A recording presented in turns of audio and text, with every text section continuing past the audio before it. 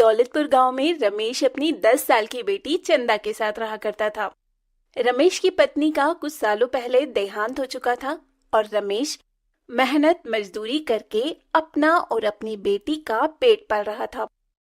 हालांकि रमेश का भाई महेश और उसका परिवार उसके घर के पास में ही रहा करते थे, लेकिन महेश की पत्नी लीला को चंदा बिल्कुल भी पसंद नहीं थी।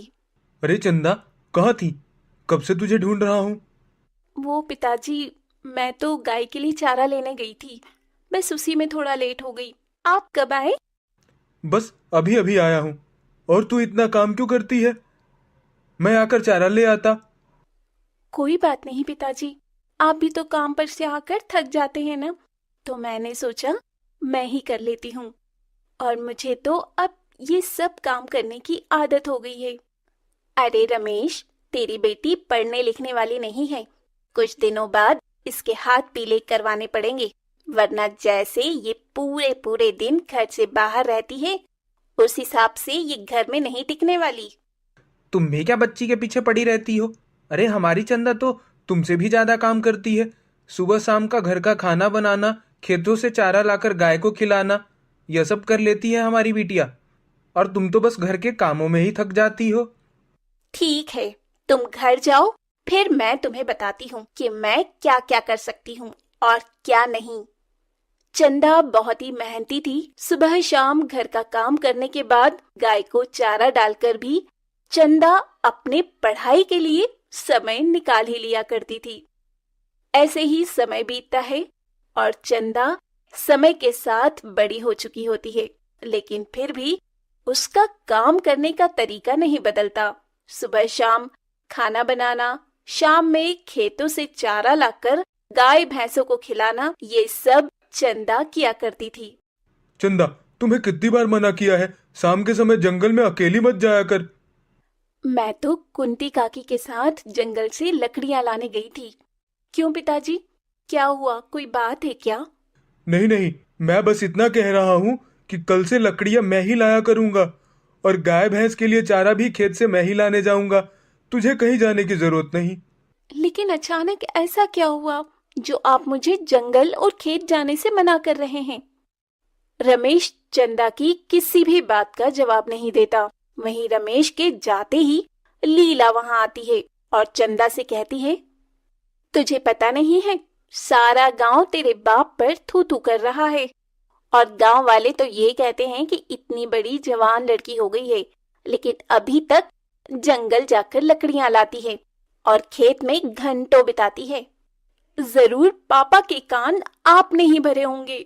मैं तो काम से खेत में जाती हूँ और जंगल भी काम से ही जाती हूँ। न जाने आप लोगों के दिमाग में क्या ही चलता है। हाँ, तो अब तेरे बाप ने मना कर दिया है तो तुझे कहीं जाने की जरूरत नहीं है, क्योंकि जल्द ही अब तेरे पिता तेरे हाथ पीले करवाने वाले हैं। ये सुनकर चंदा को काफी बुरा लगता है कि कैसे गांव के लोग और उसकी चाची उसके पिता के कान भर रही हैं, लेकिन जल्द ही चंदा के लिए रिश्ता आता है। चंदा बिटिया, बाहर लड़के वाले आए हैं। सर पर दुपट्टा डालकर अच्छे से बाहर आ जा। रुक, मैं तेरी चाची को भेजता हूँ। अरे मैं आ ही रही थी, जा तू बाहर जाकर लड़के वालों को देख, मैं इसे लेकर आती हूँ। अरे सही से सर पर चुन्नी डाल और ज्यादा बोलने की जरूरत नहीं है। जितना पूछा जाए उतना ही जवाब देना। लड़के की माँ चंदा को देखकर उसके हाथ से चाय की ट्रे लेकर नीचे रख देती है और चंदा को बैठने के लिए कहती है। क्या नाम है और कितनी पढ़ी लिखी हो? जी चंदा नाम है और कॉलेज कर रही हूँ अभी तो।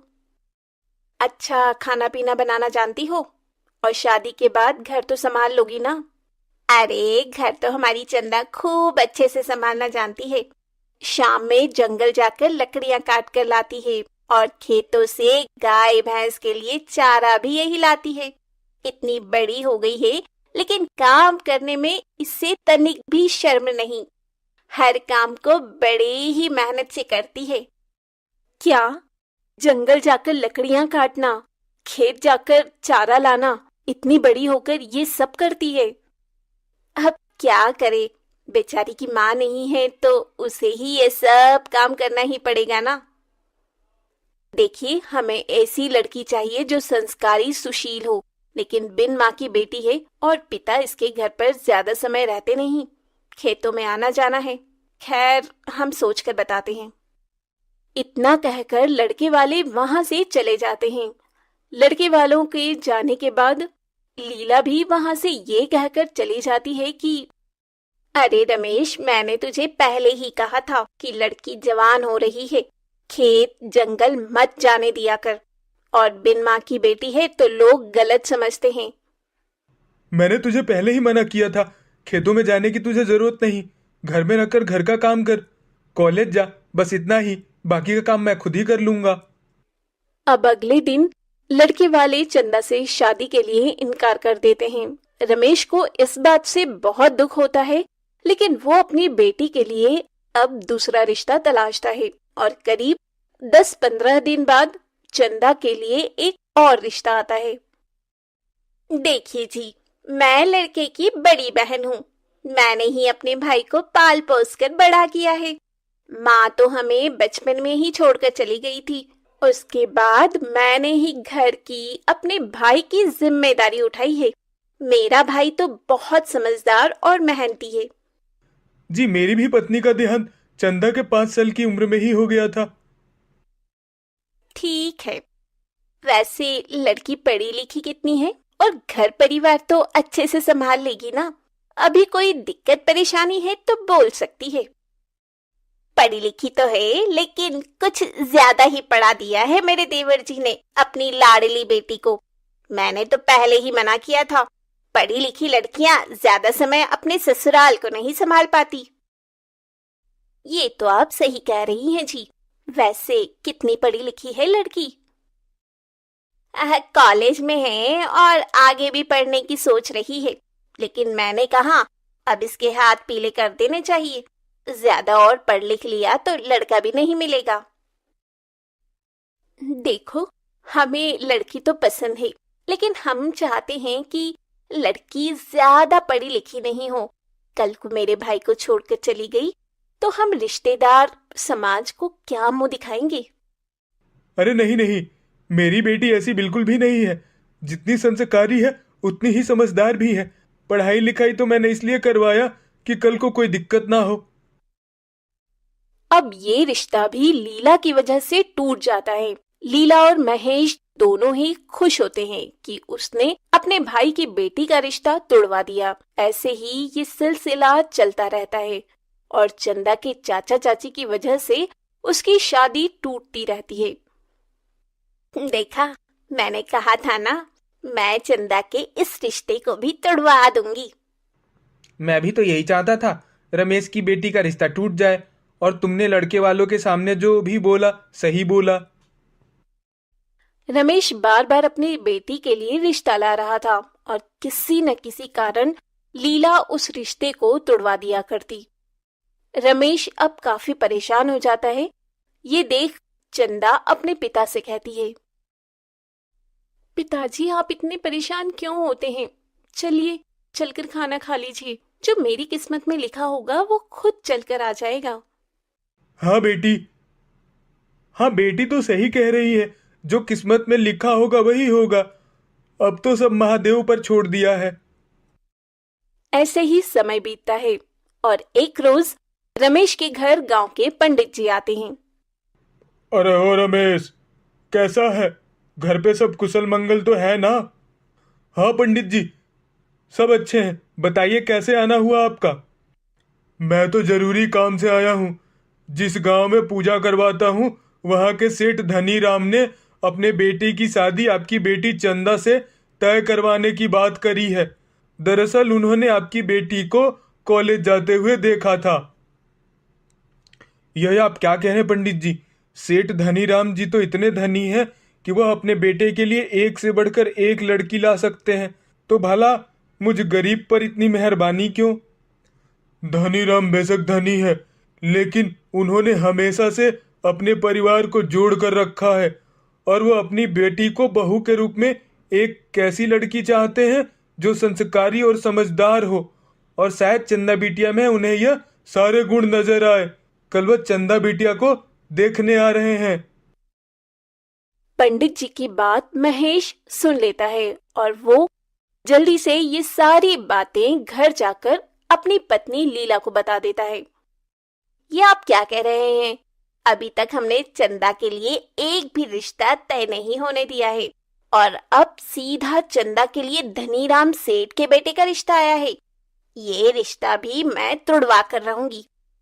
जाइए, दौलतपुर और खुशीपुर दोनों गांव के बीचों बीच पड़ने वाला बांध काट दीजिए, जिससे पानी बहने लगे और रास्ता बंद हो जाए। लेकिन मैं ऐसा करता हुआ पकड़ा गया तो गांव वाले मुझे गांव से निकाल देंगे। ऐसा कुछ भी नहीं होगा। ये काम आप रात में करेंगे और सावधानी से। अब अगले दिन रमेश सारी तैयारी के साथ सेठ धनीराम के परिवार और सेठ के आने का इंतजार करने लगता है। दूसरी तरफ सेठ और उसके परिवार दौलतपुर गांव के बांध पर पहुंचते हैं तो उन्हें बांध कटा हुआ मिलता है, जहां गांव के लोग मौजूद होकर बांध को ठीक करने में लगे थे, लेकिन बांध को ठीक करने में समय लगने वाला था। अरे भाई साहब, यह बांध कब तक ठीक हो जाएगा? हमें आगे गांव में जाना था। अरे सेठ जी, इसे ठीक होने में तो पूरा दिन लगेगा। यहाँ के लोग खुशीपुर गांव और खुशीपुर गांव के लोग दौलतपुर गांव में नहीं आ पा रहे। अच्छा अच्छा, ठीक है, लगता है दूसरे समय पर आना पड़ेगा। इतना बोलकर सेठ और उसका परिवार लौट जाता है और महेश बहुत खुश होता है। इधर रमेश सेठ के आने का इंतजार कर रहा होता है। सुबह से शाम हो जाती है और लड़के वालों की कोई खबर नहीं आती। चंदा बिटिया, एक कप चाय बना ला। लगता है हम गरीब से पंडित जी मजाक कर गए। जी पिताजी, अभी लाई आपके लिए चाय। चंदा अब कुछ देर बाद ही रमेश के लिए चाय बनाकर लाती है। तभी वहां पंडित जी भी आ जाते हैं, जिनके हाथ में बहुत सारे गिफ्ट होते हैं। अरे पंडित जी, आइए आइए, बैठिए। अरे वो चंदा बिटिया, पंडित जी के लिए चाय बना के लेती आना। माफी चाहता हूँ बेटा, आज सेठ जी गांव नहीं आ सके। तुम्हें पता ही होगा, गांव का बांध किसी ने काट दिया है, जिस वजह से आने जाने का रास्ता बंद है। लेकिन सेठ जी ने बिटिया के लिए शगुन के तौर पर यह सामान भेजा है। अब ये रिश्ता पक्का समझिए। अच्छा, मुझे पता नहीं था कि गांव का बांध टूटा पड़ा है, और यह शगुन देने की इतनी भी क्या जल्दी थी। मिलकर सब कुछ हो जाता। सेठ ने शगुन के तौर पर चंदा के लिए सामान तो भिजवा ही दिया था और कुछ समय बाद ही सेठ धनीराम रमेश के घर आता है और रिश्ता पक्का हो जाने के कुछ समय बाद ही अपने बेटे कुलदीप की शादी गरीब रमेश की बेटी चंदा से खुशी खुशी करवा देता है। पूजा और योगेश शादी के मंडप में बैठे 7 जन्मों के कस्मे वादों के साथ शादी के बंधन में बंधने जा रहे थे। जहां पूजा और योगेश अपनी नई शादीशुदा जिंदगी की शुरुआत करने के सपने देख रहे थे, वहीं योगेश की मां सुषमा पूजा के पिता श्यामलाल से बार बार एक ही बात कह रही थी। अरे भाई साहब, कहाँ रह गए आपके पैसे? लड़की का कन्यादान होने जा रहा है, लेकिन अब तक दहेज के पैसे नहीं आए हैं। बस मैंने अपने छोटे भाई को कहा है, वह लेकर आता ही होगा। अब तब तक बाकी की रस्में पूरी करवाइए। अरे समधी जी, इतनी भी क्या जल्दी है? एक बार पैसे आ जाने दीजिए, शादी ब्याह तो हो ही जाएगा। कौन सी लड़की भागी जा रही है आपकी?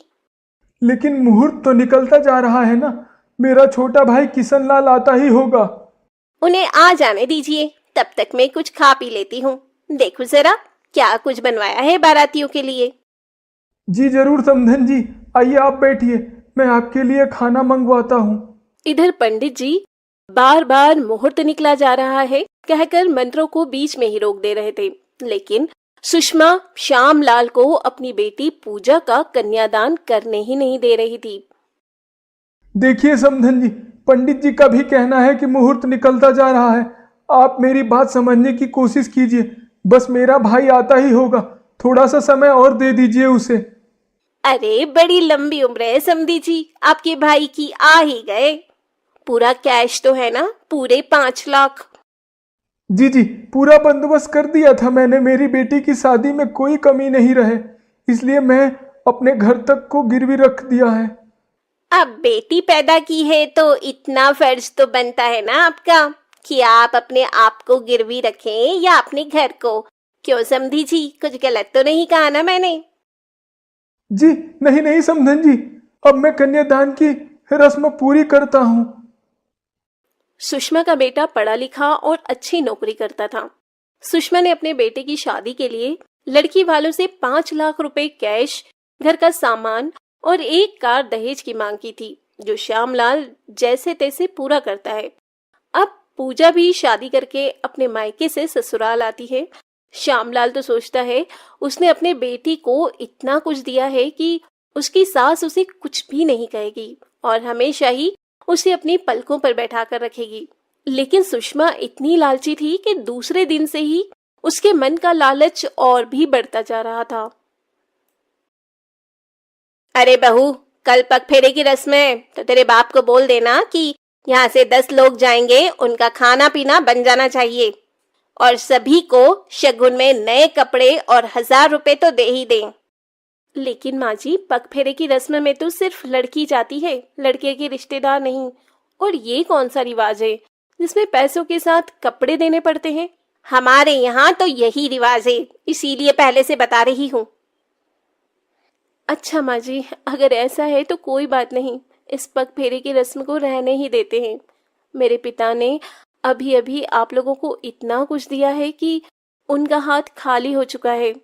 वो 10 लोगों का खाना पीना, कपड़े और शगुन के तौर पर 1000 रुपए नहीं दे पाएंगे।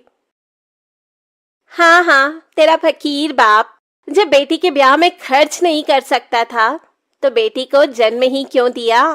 खैर छोड़ो, अब तक उसने जितने भी सामान दहेज में दिए हैं सारे लोकल हैं, कोई काम का नहीं लग रहा। माँ जी, मैं समझती हूँ, उन्होंने जो भी दिया है कर्ज में आकर दिया है। जैसा भी दिया है अपनी तरफ से अच्छा दिया है। आप ऐसे कैसे बोल सकती हैं? जो देख रही हूँ वही बोल रही हूँ, लेकिन तेरी जुबान भी दूसरे दिन से ही कुछ ज्यादा चलने लगी है। पूजा अपनी सास की बातें सुनकर समझ जाती है कि उसकी सास एक नंबर की दहेजखोर लालची औरत है। ऐसे ही समय बीत रहा था। एक रोज सुषमा के कमरे का एसी खराब हो जाता है। सुषमा अपने बेटे योगेश से एसी ठीक करवाने की बात कहती है। माँ, आपको पता है ना शादी में कितना खर्च आया है। बेशक हम लड़के वाले हैं, लेकिन खर्च तो हमारा भी हुआ है और अभी मेरी तनख्वाह भी नहीं आई है, तो इन सब पर खर्च करने का